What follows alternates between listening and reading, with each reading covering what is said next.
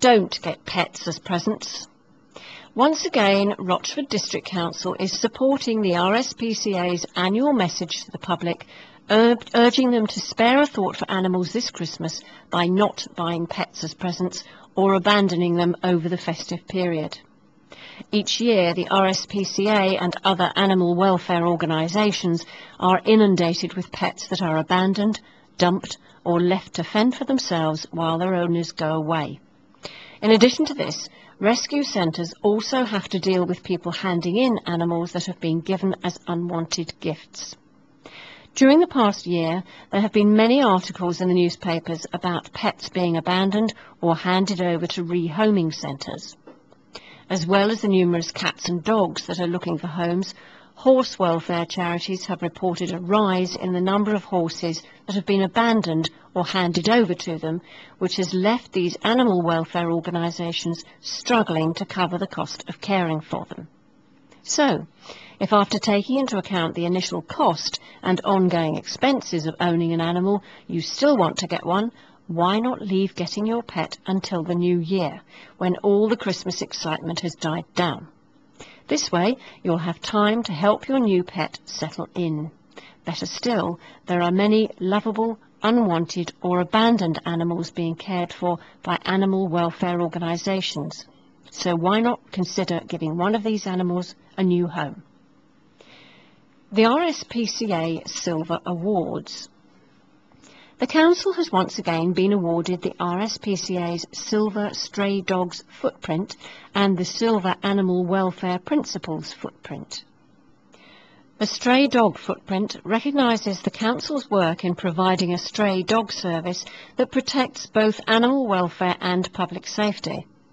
The Animal Welfare Principles Footprint recognises the Council's work on its Animal Welfare Charter. The Animal Welfare Charter can be viewed on the Council's website, or, if you'd like a hard copy, contact the Animal Welfare Officer on 01702 318 057. Can you help the Essex Horse and Pony Protection Society, EHPPS, with its winter hay appeal? Because the sanctuary is located on a site of special scientific interest, grazing is severely restricted between October and April. Every year, the horses and ponies they rescue chomp their way through 30 bales of hay a day. That's 210 bales a week, which costs over £1,000. They need contributions to help them buy hay for the ponies and horses they rescue. For more details on how you can help, contact 01268 584603 or email administrator@ehpps.org.uk.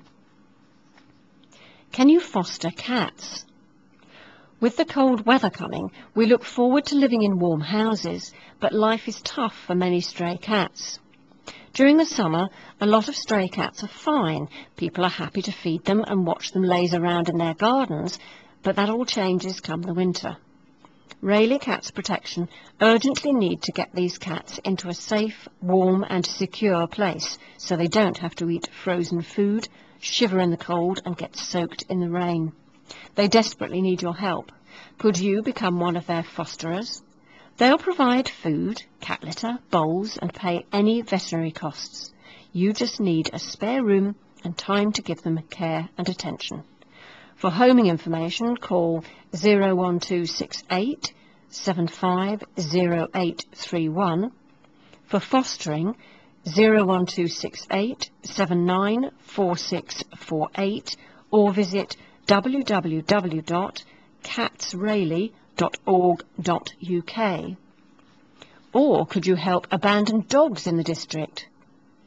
The Friends of Abandoned Dogs at Acres Way are always looking for homes for the many abandoned dogs in their care, and whatever the time of year, the dogs they care for still need feeding. The kennels are always very grateful for any donations from members of the public of dog food or treats to help feed their charges, especially over the Christmas period. They would also welcome any donations of blankets or towels to keep the dogs warm and dry during the damp, wintry days. If you're interested in finding out more or helping the Friends of Abandoned Dogs, you can contact the kennels on 01268 770402. You can also take your donations direct to them at Acres Way Kennels, Great Birches Road, Thundersley. Rochford's core strategy. Inspector says plan for the district's future is sound. Rochford District Council's plan for the future development of the district, the core strategy, has been approved by the Government Inspector conducting the examination. The core strategy sets out the key planning policies for the district and will determine how the area will develop over the next 15 years and beyond. It addresses issues such as the location and type of new housing, sites for employment development, strategic infrastructure requirements, and town centre enhancements, to name but a few. It also introduces a number of measures to ensure the protection of the district's environment.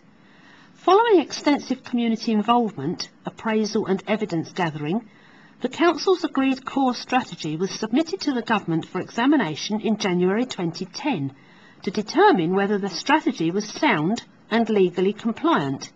The Council had expected the results of the examination to be issued within 6 months, the usual time for the Government to consider such plans. However, as a result of the change in government, amendments to national policy and legal challenges against the Secretary of State for Communities and Local Government, the examination process was significantly delayed. The Planning Inspectorate has now issued its report on the core strategy and found it to be sound. The core strategy ensures the vast majority of the district's green belt is protected from development, directing housing and employment to the most appropriate locations. It will also ensure new development is built to high environmental standards, meets the needs of the local community, and is accompanied by the core strategy covers a diverse range of issues, from protecting environmentally sensitive areas and providing new recreational spaces, to setting out a framework for economic growth in the district, including town centre enhancements and development around London Southend Airport. The Inspector's report will be presented to the Council on the 13th of December for consideration and subject to approval by the Council, formal adoption. Adoption of the core strategy will mean locations for future development are confirmed.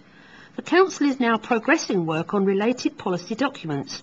This will include the Allocations Development Plan document, which will set out the precise boundaries of the sites to be developed within the general locations now confirmed by the core strategy, and the Development Management Development Plan document, which will provide detailed policies against which planning applications will be determined. Look out for opportunities to have your say on these in the new year. For further details and to view information on the core strategy, visit our website www.rochford.gov.uk. As the days get shorter and the weather gets colder, the Council has put together a few handy hints about how you and your family can prepare for winter. Protect your home. Check that pipes are adequately lagged. Check that you've ordered your winter heating fuel. Check that you know where your stop tap is located. Find out if you're entitled to grants and subsidies for home heating and insulation. Travelling. Before you travel, check the winter weather forecast at the Met Office's winter weather portal. Check that your vehicle is ready for winter. Check that you know where to find traffic and travel information. Check local and national weather forecasts and keep up to date with the latest warnings. Check that you have an emergency kit available in your car. Communities. Check that you know who might need help in your community area in really bad weather. Sign up for weather warnings on the Met Office website. And check whether you're at risk of flooding, and sign up for free flood warnings by visiting the Environment Agency's website. And here are some useful websites for you. www.water.org.uk,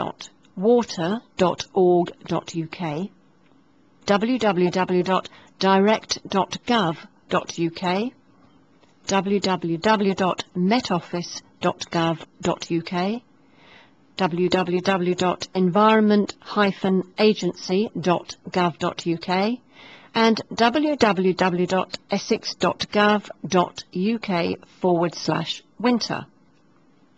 And don't forget to get the jab that could save your life. It's the time of year when we see many people suffering from flu-like illness.